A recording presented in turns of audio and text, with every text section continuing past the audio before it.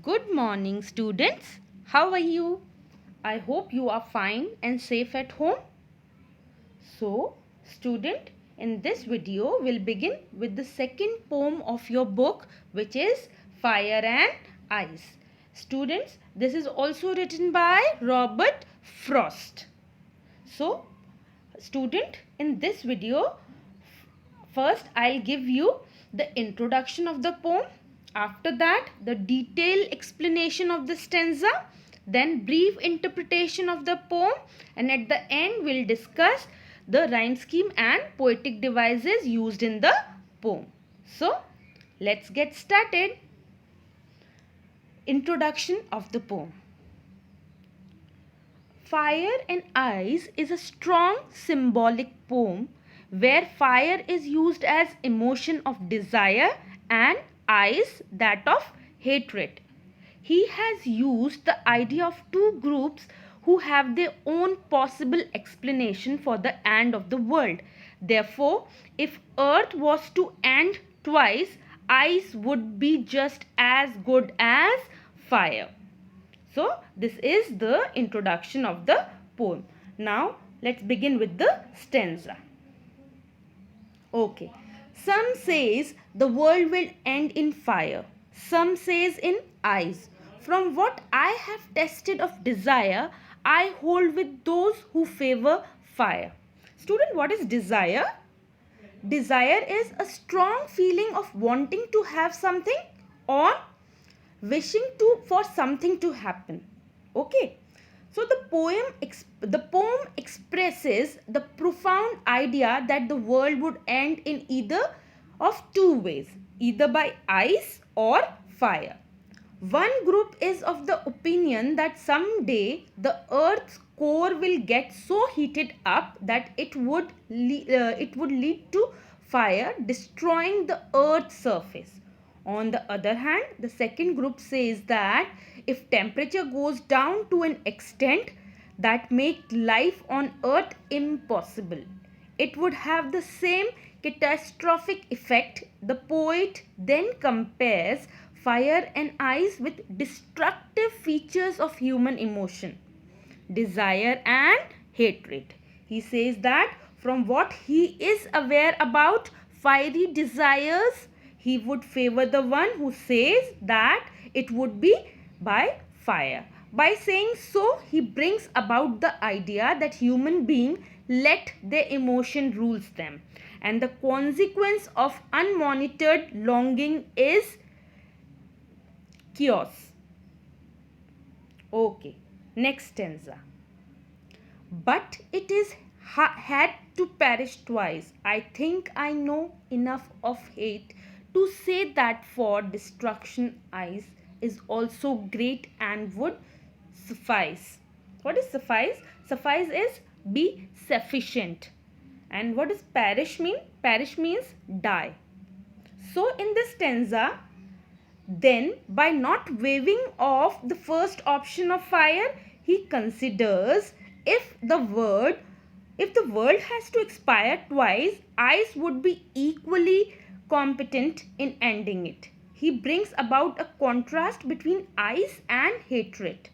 The human capability of insensitivity and hatred has the potential of inner destruction. Though slow and steady, it has the same effect that desire has on us. So, if given an option between fire and ice, ice would be just as good as fire to destroy the world. I hope you have understood the stanzas. Okay, now I'll give you the brief interpretation of the poem. Students, fire and ice is a complete allusion to Dante's Inferno. Robert Frost's poem condenses what Dante's write in his book about hell. Frost tell about how he agree with Dante that the deepest realms of hell are icy. He also uses figurative language to portray what hell looks like as well as who is imprisoned there. Robert Frost refers to the different reason that sinners are sent to hell and the degree of consequence for wrongdoing on earth. Frost rhythm and rhyme also support that an illusion of Dante's Inferno. Robert Frost also used alliteration to enhance his poem. To add great meaning to his poem, Frost compared different elements to portray one great concept. So, I hope you get the interpretation of the poem. Okay, now we'll discuss the rhyme scheme and then we'll discuss the poetic device used in the poem. Rhyme scheme of the poem. So, first we'll find out the rhyme scheme. Last word of first line is fire. So, we'll mark it as A. Now, second line, last word is eyes. Eyes is not rhyming with fire. So, we'll mark it as B. Okay, now third line, last word is desire. So, desire is rhyming with fire. So, we'll mark it as A. After that, last line of first stanza, fire. Fire is rhyming with the first word fire. So, we will again mark it as A. So, rhyme scheme of first stanza is A, B, A. Okay. Now, second stanza. Last word is twice. So, we will mark it as B. Now, second line, last word is hate. Hate is not rhyming with twice. So, we will mark it as C. Now, third line, last word is eyes. Eyes is rhyming with twice. So, we will mark it as B. Now, great.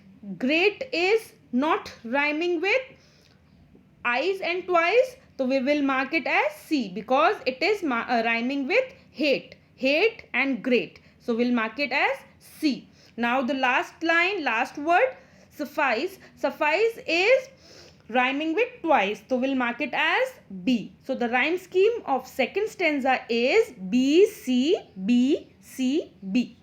Okay? Got it? Okay. Now, poetic device used in the poem. First poetic device which is used in the poem is alliteration. You know what alliteration is? Alliteration is repetition of a consonant sound at the start of two or more closely placed word. Example, the sound of F in favor, fire. Okay? And W in world, will. So, this is alliteration. Now, next is assonance. We have discussed this in previous poem also.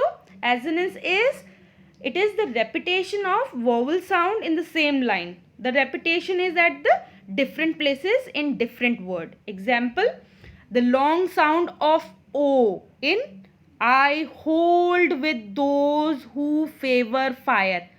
O sound is prominent. So, this is assonance. Now, student, imagery. What is imagery? Imagery is used to make readers perceive things involving their five senses. Example, some say the world will end in fire. To say that for destruction, eyes is also great. So, these are illusion. Okay. Now, anaphora. What is anaphora? Anaphora is the repetition of a word or expression at the start of two or more consecutive lines. Okay. Example, some says is repeated at the start of line 1 and line 2. So, this is anaphora. Okay. Next is personification. What is personification? Personification is to give human qualities to inanimate object. In this poem, fire and ice are capable of destruction. Thus, poet personifies fire and ice by giving them mind and power to destroy anything. Okay.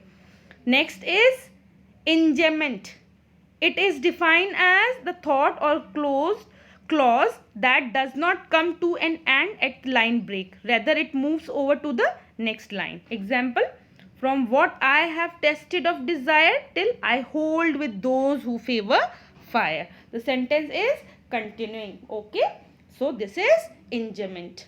Now one more poetic device is used, that is symbolism. Now student, what is symbolism? When poet use some symbols. Here he use fire and ice as a symbol of desire and hatred. So the title itself is a symbolism. Okay, fire and ice. So student, I hope you have understood the poem and literary device used in the poem. Okay. So student, please read the poem. Try to write summary in your own words. Okay. So please student, stay safe, stay home. God bless you. Bye-bye.